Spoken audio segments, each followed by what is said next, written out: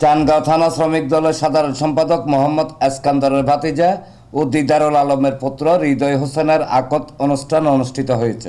সোমবার বিকেলে নগরের চানগাঁও থানার খাজা রোডের গাউসুল আজম জামে মসজিদে অনুষ্ঠান সম্পন্ন হয়।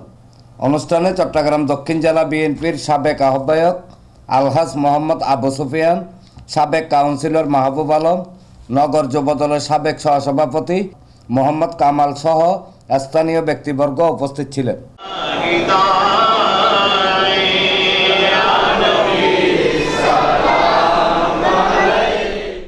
আলহামদুলিল্লাহ আজকে আমরা একটা শুভ আকদে নিকাহে আমরা এখানে হাজির হয়েছি।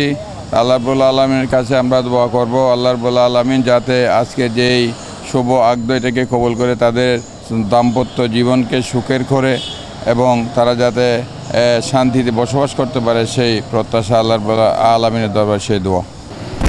মানিক দলীয় নেতা বিএনপির যে ইস্কান্দর সাহেবের ভাইয়ের ছেলের শুভ আকদ উপলক্ষে আমরা এখানে অনুষ্ঠানে উপস্থিত হয়েছি এবং আমরা সেই আকদে উপস্থিত থেকে ইতিমধ্যে আকদ সম্পন্ন হয়েছে। আমরা তার জীবনের উজ্জ্বল ভবিষ্যৎ কামনা করছি এবং তার জীবনের সাফল্য এবং শুভ কামনা করছি।